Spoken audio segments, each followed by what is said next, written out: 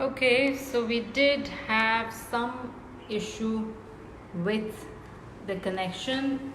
So here we go again. This is now where I start the story.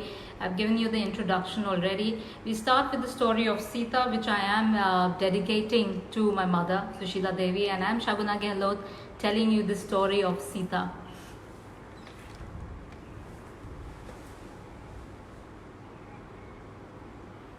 In the east part of India, there was the kingdom of Mithila, and Mithila was ruled by King Janak and his wife Sunaina.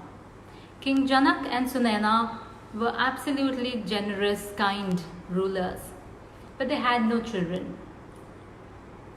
He would go out every day, look at all the people, make sure everything was going well. But then this one year, there was no rain in his kingdom of Mithila. He was quite worried about that, and he consulted a lot of priests, and one of them told them that you need to pray to the gods. And this time he was told that if he goes into the field and he plows the field, he will certainly be blessed. So Janak, as you can see in this image, goes to the fields with the cows and the ox and his people along, and he starts to plow this land.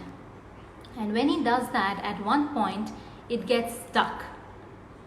Everybody's surprised that this is not going through, so they start to dig up and they start to see what is inside. And Janak bends in and he also digs it, and underneath there he sees wrapped in a pink cloth a young, very young newborn child, beautiful young child looking up to Janak. Janak just lifts that baby and takes him in his arms, and all he sees in that face is love. That little girl that he finds inside that piece of land is what he calls my daughter. He takes that daughter with him and gives it to his wife Sunaina as he reaches the palace. The whole kingdom is thrilled. There's of course rain that happens, and the gods shower the rain and all the prosperity on his kingdom. And this little girl, which he calls Sita, coming from the the part of the plow that got stuck in the land, Sita grows up and becomes the apple of the eye, not just of the parents but also the entire kingdom. Sita, as we know, is known by many names. Janak, being the king of Mithila, is also known as Mithila Naresh, and Sita is also known as Maithili. And in some parts, Mithila is also known as Vaidehi, and that's where this name of Vaidehi also comes for Sita.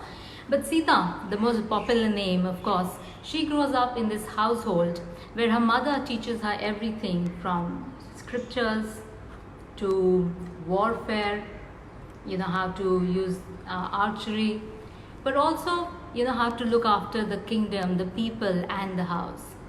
She has subsequently 3 more sisters, one her own, Urmila, and 2 her cousins from her uncles, her father's brother and his wife. So there are 4 daughters in this household, and they all grew up together, absolutely, one with each other. And they are kind and they're brave and they're strong, because one day Sita, when she's cleaning the palace, parts of her room, there's one place where the bow of Shiva is kept, and she just casually picks it up and cleans underneath it and leaves it in another place and just walks away. King Janak walks into that room, because this is a very special room because it has the bow of Shiva there. So when he comes in and he looks at it, and he asks everybody, who picked it up, and how did you manage to change the position, because if it's a bow of Shiva, obviously it's way too heavy for any human to pick it up. So somebody just points out and they say, Sita was in the room, she was doing something, maybe we could check with her. So Janak goes and asks Sita and says, how did the bow change its position in the room? And Sita says, oh, actually I was cleaning the room, and there was a lot of dirt underneath, so I just picked it up and put it on the side. Janak was just surprised. He was, how can this happen? This is such a young, fragile looking girl, and she must be really strong to have managed to done this. And that's when he decides, that whenever she gets married, I have to make sure that she gets married to a guy or a person who is even stronger than her, because it has to be an equal match. And lo and behold, in not much time, Sita grows up and it is time for her to get married. Janak invites people, princes, kings from all over the country. And every prince and every king lines up to, take the hand of Sita in marriage. Sita is very nervous. She's not sure who would be the final person. But she goes to the temple and prays to Parvati and asks for, a kind human being that she can be married to. On her way back, she spots these two young guys who are passing by. And one of them, as she would know later, is Ram. And she looks at him and she says, "This guy looks kind. I wish he would be the guy who would finally be my husband." Janak, who had organized, he had put a condition. He had put out the bow of Shiva, and he had said whoever can lift this bow will be the one to marry Sita. Now, when this was announced and people and all these princes and kings started to come in, they said, how difficult can that be? Just lifting a bow, even if that's of Shiva, it can be done. And a lot of people come from all over the place. And as you can see in this image, there is Ravan, who is the king of Lanka, a mighty and a very learned king. He also comes to be one of the suitors of Sita. The whole day passes, one king, one prince after the other keeps trying to lift the bow of Shiva, and unfortunately none of them manage. Janak, who was very certain that this was the condition and this was what should be the ultimate for Sita's suitor to do, he during the course of the day starts feeling absolutely disheartened. That maybe this was not such a simple thing to do. Maybe I should have done something else. What if nobody is able to pick up this bow? My daughter will not be married at all.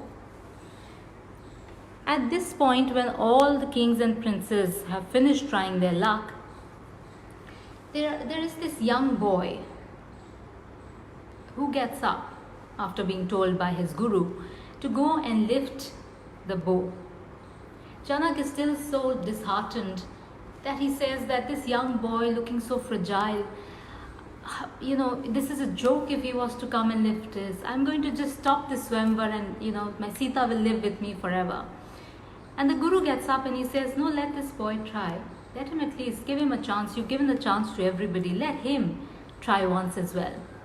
And this young boy, who then introduces himself as Ram, the prince of Ayodhya, he goes up to the table, picks up the bow as if nothing had happened, and ties the cord onto it and takes it back.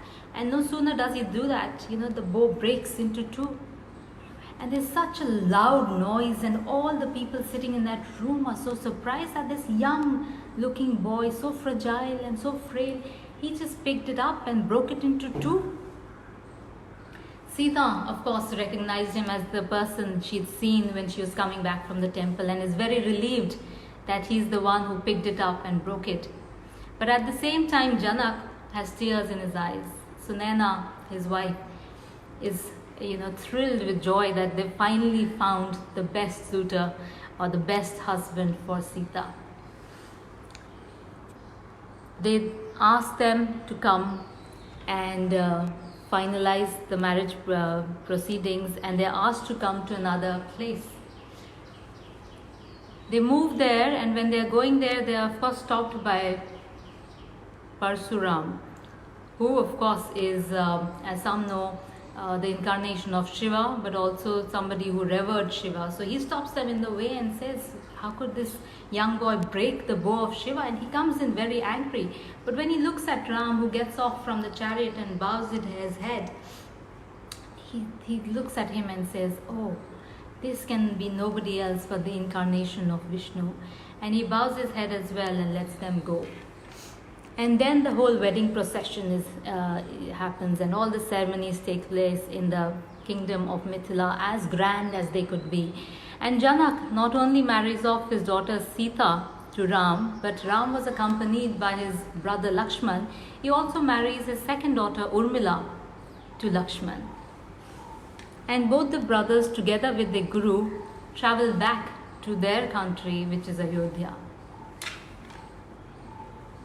When they reach Ayodhya, Kaushalya, who is the mother of Ram, greets the brides and the grooms on the door and welcomes the new brides and the grooms. And there is much celebration in Ayodhya because their eldest, the heir apparent prince, has gotten married and they've come back. So there's huge celebration. And the next days that follow are full of joy. Slowly and steadily, there is this thought in the mind of the father of Ram that maybe now is the time that I should hand over the reins to Ram, and maybe it's time for me to retire and go into the forest. And Kaushalya is she seconds the idea, and she said that would be a good idea. But there is a stepmom of Ram, Kekai, who wanted her son to be the king. So she goes and asks for two wishes, which she was granted and she kept aside. And she said, I've got two wishes that I want of you from the king. She asks the king of Ayodhya, and she says, one, that my son Bharat would be the king, and two, Ram is sent on Vanaprasth, or he's sent off to the forest and never to return for the next 14 years of his life. Hearing this, Kaushalya and all the mothers, the king of Ayodhya had 4 wives. They're very saddened. But the guy who is most saddened by it is the king of Ayodhya himself, because Ram is his dearest. And more than him, it's the people of Ayodhya who are absolutely annoyed to hear that other than Ram, somebody could be the king. Ram, being the obedient son, he goes to his father and he says, you have, granted these wishes, so we will have to, abide by it. Your word can't go waste. So what I'm going to do is I'm going to leave for the forest, and for the next 14 years I shall never come back. And Bharat is my loved brother. I mean, nothing better can be than, Bharat coming and becoming the king. He will rule very well. So I'm more than happy that Bharat takes the position of the king of Ayodhya and I go back into the forest where I would love to just be. Sita hears this and she says, I will absolutely not stay here without Ram. So she goes and she begs Ram that, if you go into the forest, I said 2 days, it's going to be 14 years. So you need to really think hard. And I would urge you to just stay here in the palace. But Sita would have nothing of it. He said, no, I was married to you and I agreed to spend the rest of my life with you. So I need to and I will come with you to the forest. You have to take me to the forest, and I'm a strong woman. I mean, I can take care of myself. So no forest is going to deter me to, just stay back. So I'm going to go right with you. The younger brother, Lakshman, who always hangs around with Ram, who's always around him, he also gets stuck and he says, no, I have to come with you. I cannot stay here. And Urmila, his wife, also says that I'm going to come with you as well. And, the mothers start to say that we're going to come with you into the forest. And Ram has to say, stop. This is something that is me. I'm being banished. So only I have to go. Not everybody is going to come with me to the forest. So fine, I'll go. I'll take Sita along. And at the most, if you're so worried about me, I'll take Lakshman along. But nobody else is coming with me to the forest. And that's about it. So he goes to his father, takes his leave, was absolutely distraught. But he's given his word, so he has to stand by it. So he agrees, and Ram goes to the forest with Sita and Lakshman. This is where Sita bids goodbye to Kaushalya, and she hugs her tight and says, take good care of Ram, but more than that, just take very, very good care of yourself. And the 3 of them, Ram, Lakshman and Sita, they make their way out of the palace of Ayodhya. And as they go out, whole crowds in Ayodhya, gather behind them, urging them not to go. And if they say, when Ram says that I have to go, and Sita says, I am with him, you stay on. They say, why, we're going to leave Ayodhya as well, and we're going to go away as well. And this whole, people from Ayodhya start going behind him. And Sita tells them that, no, it is your duty to stay back. And Ram says the same thing. So they come up to a point, till the river.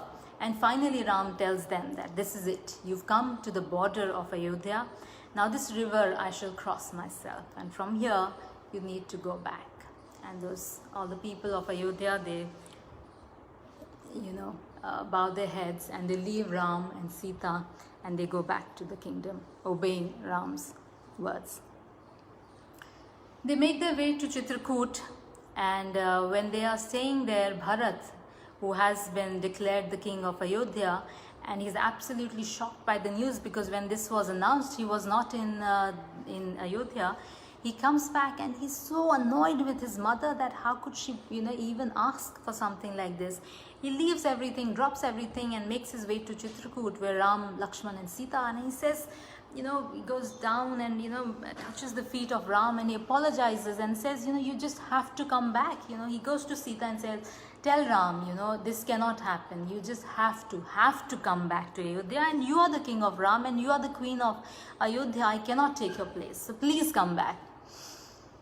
Ram, of course, says, we have to obey our father's, words, his promises as his sons. So I will certainly not come back. Bharat again urges Sita, and Sita says, Ram is right. If the father has made a promise, we as children have to obey it, and it is your duty now to go back to Ayodhya and take care of the people. So Bharat, of course, asks for the slippers of Ram and says, fine, then give me your slippers, and they're going to sit on the throne and they're going to rule Ayodhya. And I will wait for you, I will eagerly wait for you for the next 14 years till you return. And he adds that if you take even a day more, then I will kill myself. So you need to return at the end of those 14 years. Sita blesses him and says, we will be back, but you take care of the family and the people, and I will take care of Ram and Lakshman. So they cross over out of the boundaries of Ayodhya, Ram and Sita, now in the clothes of what the ascetics or the sages would wear, and they make their way into the forest. Ram's father dies in between, and out of the heartbreak that he had, but Ram never returns. He has taken a vow to be out for 14 years, and the three of them together make their way into the forest. In the forest, the next 14 years that they live, Ram meets a lot of hermits, a lot of sages, and he also helps them out, because in the forest there are a lot of demons as well, and the demons are a bit of a trouble, and they're trying to trouble these sages, and they can't even do their own prayers there. So Ram helps them out, kills the demons, stays with them for a while, and they wander around the entire jungles of India. So they meet a lot of learned people as well, and they take their blessings and they move on. They sit in the forest under the trees, they eat whatever they can get from the fruits and the trees, and here you can see Lakshman takes a dip in the river, and there are lots of all these forest animals that get very attached to Ram and Sita, and they keep coming to them. And then finally, after many years, they make a small kutia, a small hut for themselves in a place called Panchvati, and Ram and Sita and Lakshman kind of get settled in there. And Sita, as she was, not just taking care of all the household duties that she would upon herself, but she would take care of all the animals and, all the plant life that she had around. And she made a lovely, nice space for herself there. Every morning, all these birds and these, the animals would come to her. She would feed them and give them water and, do the duties of the house and be ready, to just pray. Things were going fine for now, till one day there was a visitor in Panchvati, And the visitor was a demon who came in the cloak of a human. Her name was Surpanakha, and she came and she saw Ram and she thought, my God, what a handsome, good-looking guy. I wish I could marry him. And she goes to Ram and she says, why don't you marry me? And of course she's in this human form, so looking all beautiful. And Ram smiles. He knows what this could be. And he says, listen, I'm married, I have my wife. And he shows his wife who was working in the corner. And so I cannot marry you, but my younger brother is there. Why don't you try with her? And try with him, I'm sure he'll be happy to get married to you. And of course, he was just teasing because Lakshman, as we all know, is also married to Urmila. Lakshman, as some of you might recall, was also a person with a little bit of a short temper. So he wouldn't take a lot of nonsense for too long. So Surpanakha, unknowingly, not knowing what his temper was and whether he was married or not, she goes to Lakshman and she looks at him and she says, okay, maybe not as handsome as Ram, but still quite good looking, maybe, why not? I could marry, him. She goes to Lakshman and she says, how about marrying me? And Lakshman looks at Surpanakha and he says, no, of course not, I'm married, She says, but your brother said you're not married. He said, oh, maybe he was joking, but I'm married, please excuse us. Surpanakha feels very, very humiliated, by these two brothers, and she, looks at Sita and she thinks, Sita is the problem here. So she goes to Sita and tries to, pull her and kind of wanted to kill her, of course not knowing that Sita herself is a very strong woman and, she's trained in all their, warfare and all the archery and everything she knows unknowingly, but she goes to Sita trying to harm her, but Ram comes into between and, throws her away. And Surpanakha then tries, to grab Lakshman, and Lakshman, to teach her a lesson, chops off her nose. And as you can see, it's bleeding there. And some also say that he chopped off her ears as well. And bleeding and humiliated, feeling absolutely humiliated, Surpanakha goes to her brother. Her brother is the mighty Ravan. And Ravan, who's a learned guy, who's a mighty king, and he's also got 10 faces, as you can see, and in this image you'll see that he's also got another donkey face as well, so 10 faces, human faces, and another donkey face. So she goes crying to her brother, and Ravan is of course very sorry to see the condition of Surpanakha. Her nose is bleeding and she's angry, and she comes and says that despite being the mighty Ravan's sister, what good is it if some young people, frail looking people in forest can chop off my nose? So Ram tries to calm her down and ask her what happened, and she says, there are these two brothers who are living in the forest, and they've got a beautiful woman with them, somebody who maybe you would like to have gotten married. She's there, and these two brothers have chopped off my nose and you haven't managed to do anything. So Ravan says, okay, if that's what they've done, I will send, a lot of demons to kill them. And he sends about, some say 1,000 and 10,000 and 14,000 demons to, finish them off. But, really nothing happens. Ram and Lakshman managed to kill all of those demons and they managed to stay alive. So finally, since Surpanakha still complains about how Ravan has, not been able to match up to his name, he finally goes to his maternal uncle or the mama, who is Marich. And he goes and consults him that, this has happened, Surpanakha has been humiliated, and we must, take revenge. And of course, he also tells him that there's this beautiful woman who maybe I can also take along to teach them a lesson, So Marich says, okay, Marich is very good at transforming into, human and animal, and he can take different forms. So he says yes to Ravan, and he says, okay, let's do one thing. I'll go there as, a golden deer. I'll transform into a golden deer and try to lure them out. And so he does, He goes there, and around the Panchavati, he starts to, trot around. And Sita, who was anyways very fond of animals, she spots this, golden deer, and she said, oh, this is so lovely. And she asks Ram to get the deer, and so that she could, have the deer in the Panchavati and she could take care of him. Ram says okay, and he follows the deer into the jungle. And some time passes, and there's no return of Ram. And then suddenly there is a cry, "Oh Sita, oh Lakshman," in the distance, almost as if Ram has been hurt, and it's a painful cry that he hears. And Sita gets really worried, and she tells Lakshman that, "Lakshman, you need to go after your brother and see and ensure that he's doing fine." And Lakshman says, "But I can't leave you here all by yourself. There's so many demons here." And Sita says, "Fine, then I know how to fight as well. I know how to use the bow and the arrow. So fine, I'm going to go and get my Ram back." So Lakshman says, "No, Sita, please stay here." And he draws a Lakshman Rekha, a line right outside the hut, and says, "This is a powerful line. If you go across, I can't help you. But if you stay inside this line, inside the house, nobody can walk in and harm you." Saying so, Lakshman goes in search of Ram, and Sita stays back, waiting for the two brothers to return. No sooner had Ram and Lakshman gone, a sage or beggar, comes to her door with a bowl asking for diksha, for alms.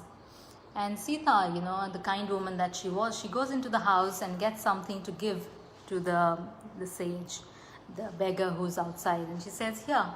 But she stands, within that Lakshman Rekha, that line that has been drawn.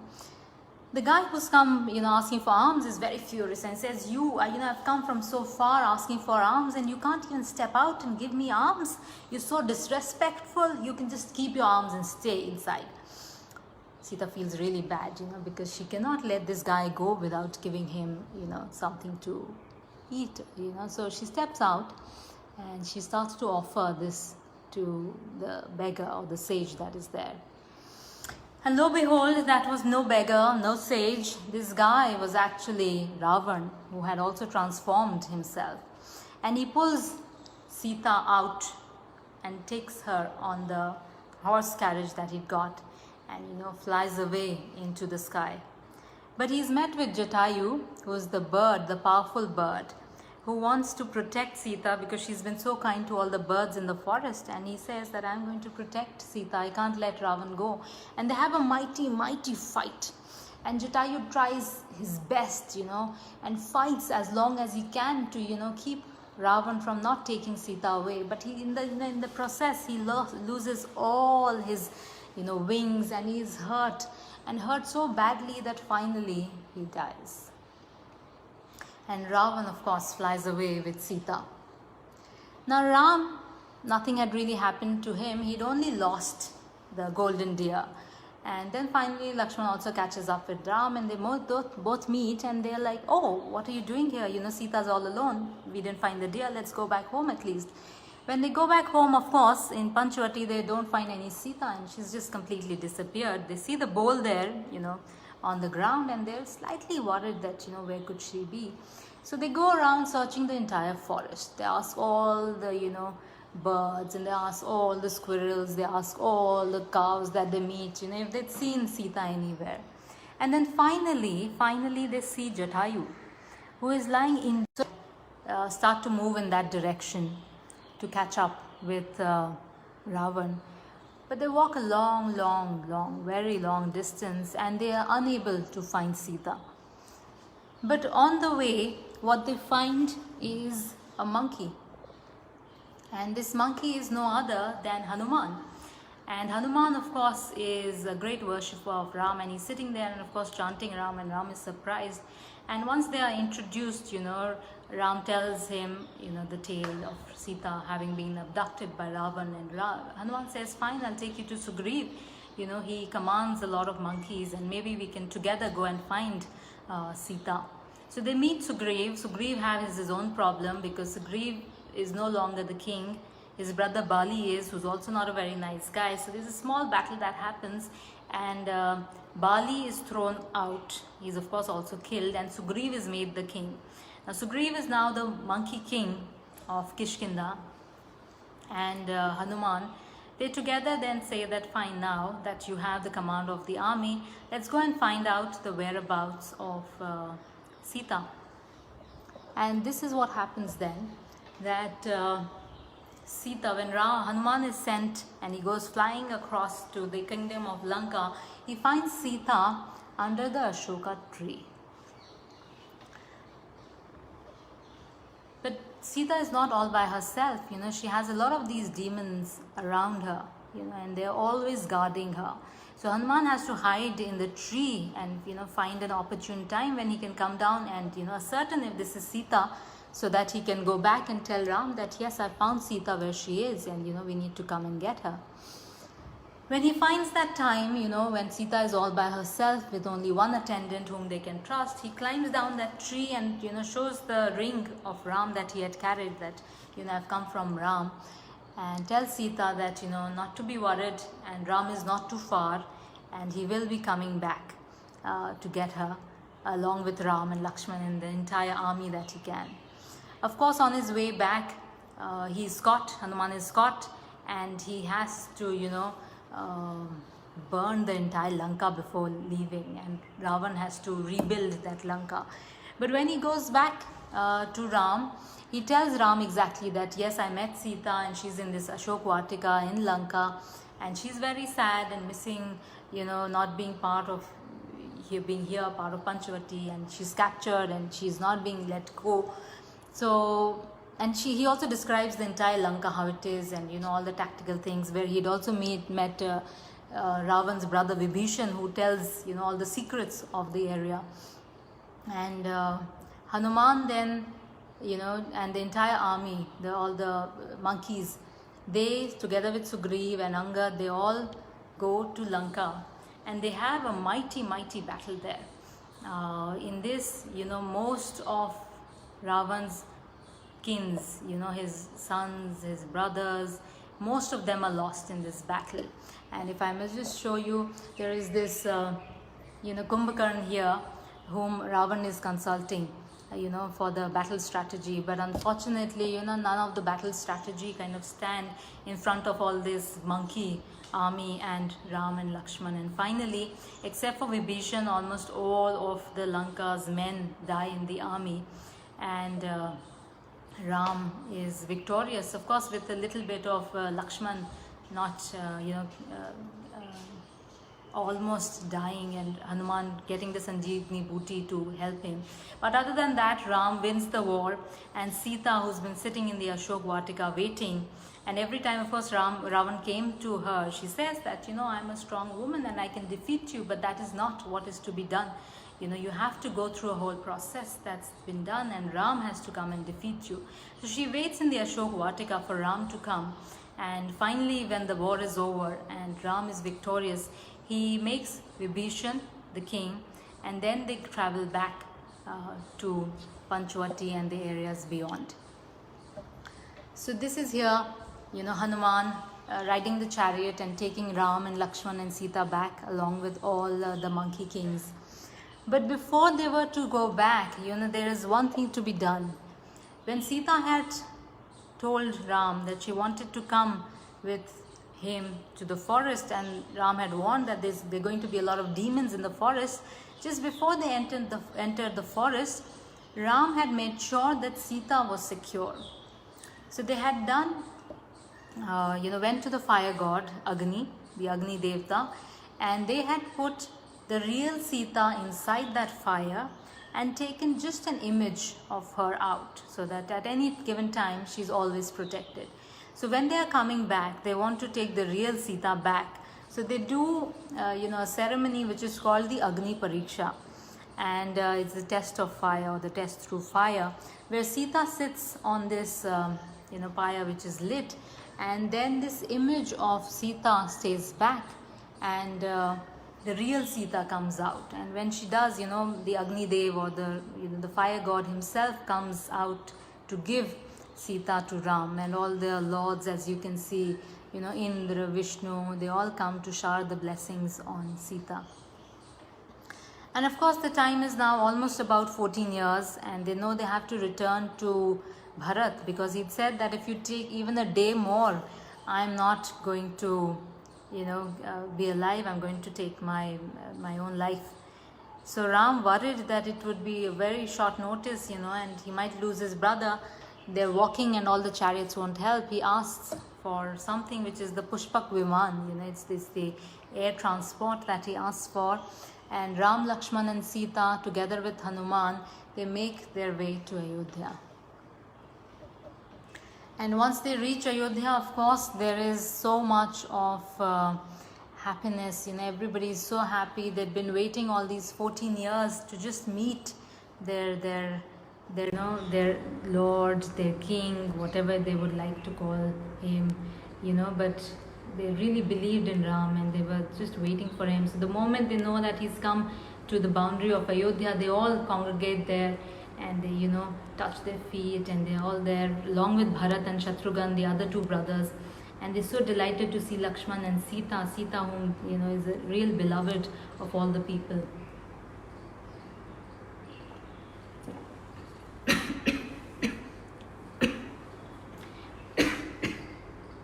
That, Ram has to be made the king, and the priests are called, and he's coronated as the king of Ayodhya along with Sita, who is now the queen of Ayodhya. And for the next few months, they have a really nice time where Hanuman stays back, and there's the whole Ram Darbar that is there. There's Ram, Sita, Lakshman, and behind them are the two other brothers, Bharat and Shatrughan. And Ram manages to create a beautiful kingdom of Ayodhya, where everybody is happy. And to ensure this, he makes sure that he goes in the night disguised as a common man and checks on his people, if there's any worry. The only problem with this is that one day when he goes out, he finds a woman wailing, and the woman wants to come in, and the husband says, I'm not Ram, that if you stay out of the house for so many days, I'm going to just take you in. And the woman, wants to come in, but the man doesn't. This actually, makes Ram really think, sad and worried, and he's not sure what he's supposed to do. If he's supposed to talk to the woman or he's supposed to talk to the man. And he, when he's sitting in his darbar with, Hanuman and Lakshman and Ram and everybody, it starts to bother him. He's really bothered when he's even with Sita and, just his close people. He's not sure what he's supposed to do about this, what that guy told his wife and couldn't take him in. And finally, he makes a decision. And the decision is, he calls his brother Lakshman and he says, you have to take Sita and you have to take her away into the forest and leave her in the forest. So Lakshman, obeying his brother, although he absolutely did not agree with that idea because he was very, very attached to Sita, he takes Sita and says, I just want to take you to the forest, for a ride, takes her on the chariot. And when he's deep into the forest, he asks her that, my brother, your husband Ram has asked me to leave you in the forest here. And he narrates the whole incident that Ram had, seen and heard. Sita is very, very distraught, She's unable to fathom what this decision is and what has been said. And, the decision that has been made without, her being consulted as well. But she says, okay. And she says, I accept the decision that has been taken. And Lakshman is really, really feeling very bad. She says, no, it's not your fault at all, It's not something that you had suggested. It's something your brother did. And fine, I accept it and I shall live in the forest and you don't have to take the guilt, I'll be fine here. And Lakshman, feeling absolutely dejected, he walks away and goes back to Ayodhya. And Sita, of course, wanders in the forest and, she meets all these lovely animals that she makes friends with. And then she finally meets Valmiki, the rishi who lives in this forest, who, of course, asks Sita to come and live with him in his ashram. What Ram did not know was that Sita was carrying, she was pregnant, she was carrying the babies. And in Valmiki's ashram, later, Sita gives birth to two sons, Love and Kush. And Love and Kush, of course, living in this beautiful environment of the forest, grow up.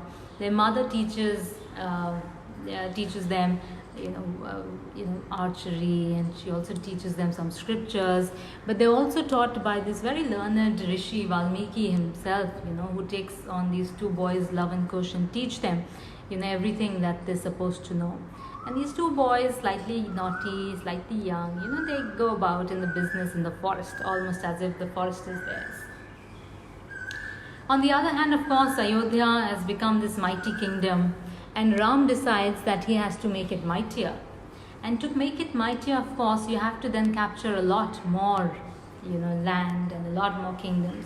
So there is this method of Ashwamedha Yagya, where you have a horse and you let go of this horse, the horse that is yours, the strongest horse, and you let it go, and you let it go as far as it can go. And every kingdom that it crosses, that kingdom's king has to decide on two things. One, either to fight a war, hold on to the horse, fight, and once you hold the horse, then the army will come, because the horse is being followed.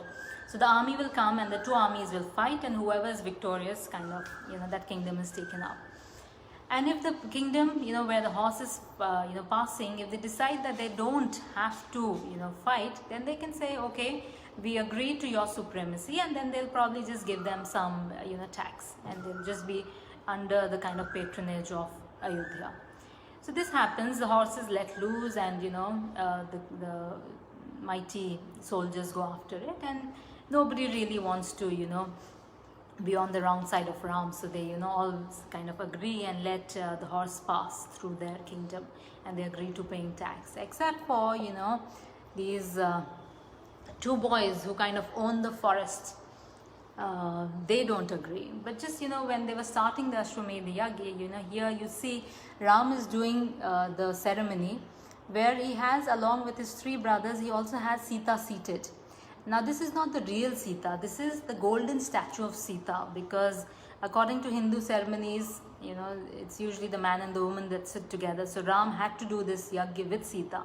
So in the absence of Sita, they made an idol of gold, and that's where she sits and does it.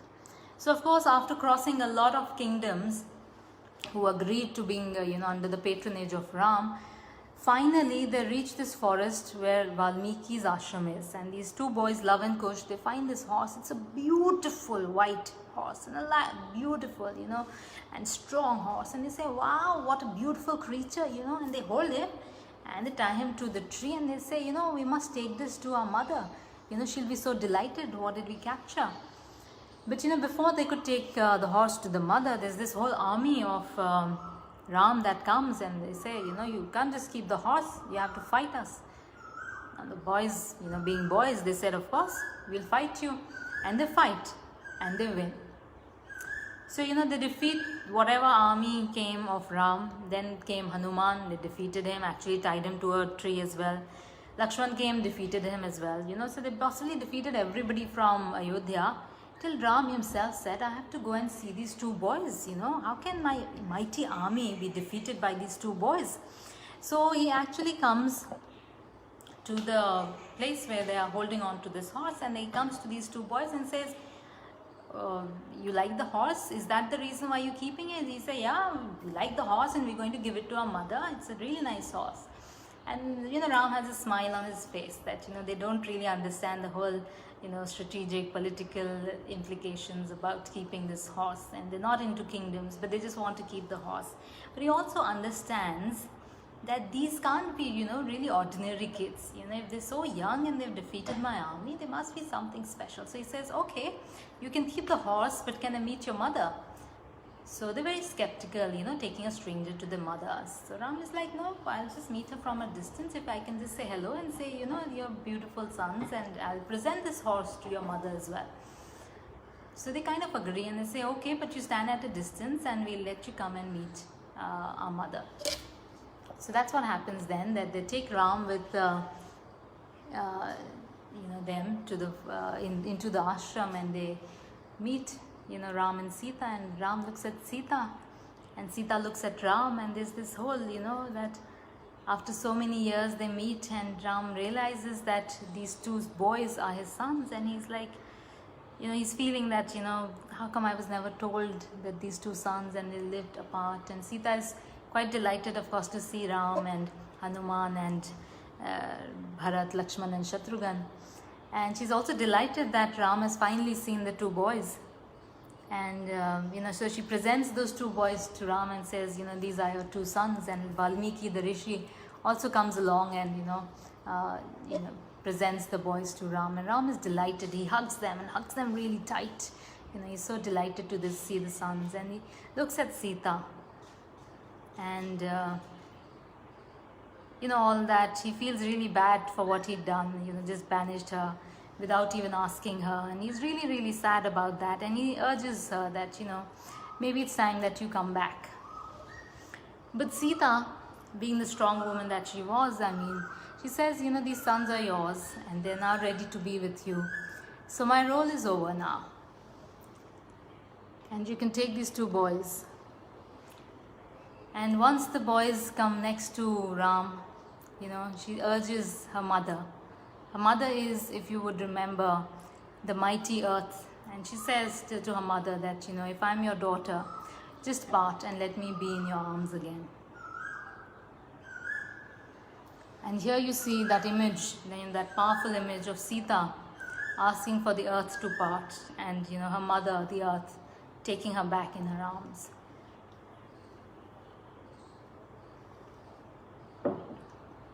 And of course, as the story goes, that's the end of Sita, and we never meet or greet or see Sita again.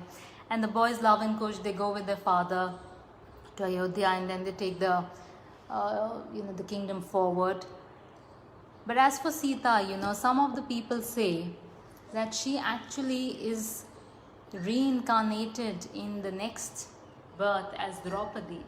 So the strong woman Sita that you see in Ramayan, who obeys and goes by whatever is right and whatever should be, she becomes this another stronger woman this time as Draupadi in the Mahabharata. Of course, one of the most pivotal women in Mahabharata. So that's the story of Sita and the story of Ramayan. And all the images are courtesy the National Museum, who have a wonderful collection of Pahari paintings, Kangra School of Art and Rajasthani School of Art. All of these images, you can again look at them, have a look at them, at leisure. But for me, this is one of the most fascinating stories. Of course, Ramayan and Mahabharata as epics have been told and retold by, so many times by so many people, but it still, kind of evokes certain kind of emotion in you. So very, very close to my heart, something that my mother told me. So I'm really happy and delighted to have shared this story with you. Another time, of course, there's, another session. Maybe we do the story of Draupadi, if you please, So that's story of Sita and the story of Ramayan from me, Shaguna Gahilote. If there are any questions, anything else that you want to ask, I'm here and I can take them. Yeah. But yeah, I hope you like the story. This is the miniature paintings. You saw them really big because I'd put them out in the computer so you could see it really big. But these are really small paintings. A lot of them are really miniature paintings. So when you go to the National Museum, check it out in the collection of miniature paintings. But you can also go and check their online collection. Yeah, I just browsed through the online collection and found it there. So if you go there, you can also find it and browse through it, and you'll have a lot more detail, which century it was painted. A lot of these are commissioned by kings. So a lot of Rajput kings in Rajasthan, they had commissioned people to make these paintings, and there are particular scenes that they really liked and they want painted again and maybe put at different places. So you won't find every scene kind of depicted, but you'll find a lot of representational images, and you'll also see how they are very different, from different styles kind of portray. A Ram looks very different in certain style, and if you look at Tanjore sculpture, Sita looks very different, or a Ram would look very different, or the headgear might change as well, but the story remains the same. More or less. There, of course, sometimes are variations also, because Ram, as they said, that he traveled with Sita and Lakshman all over the country. So there's so many stories that you find, and they are owned by the people, literally. So if you go and talk to the tribals, maybe in Bastar or in Odisha or someplace, they'll have a very different version of the whole story, and they'll depict Sita in a different way as well. So that's how it is. You'll find a lot of versions. I mean, mostly the big picture is the same, but the smaller bits can, sometimes be different as well. So, but yeah, they're different versions. So we don't have to say no to any part of it, but accept it and understand it, and a lot of it is documented as well. So yeah, and a lot of times I like to give away activities, and if there's kids watching, but even if the elders watching, which I know this time we've got a lot of older people as well watching, lockdown or no lockdown, there's one activity that I want all of you to do. Something that Sita was doing when she was in Panchvati. She was looking after a lot of animals, and she was taking care of them, whether they were injured, or she just had to feed them, or she had to give them water. This is the time, we all need to have that little bit of Sita in us, and at least be compassionate about animals around us. Of course, human beings as well. She took care of the people in her kingdom as well. But please, look, take care of the animals around you. Put a bowl of water. It's getting really hot, at least in India. I mean, of course, the other places will have their own things to do, but at least in India, I can say, put out a bowl of water for birds, for squirrels, if you're on the ground floor, for stray animals, which could be dogs or cows, depends how you're placed in a building or a big house. Please take care of them, and especially now in the lockdown, when there's no food to offer, because all these markets are shut and these shops are shut. Please give them some food, please offer them some food. I go out with my family to feed a lot of strays, and we see that the condition is really, really deteriorating. There are fights happening amongst animals for food, for territory. They're traveling a lot of distance for food.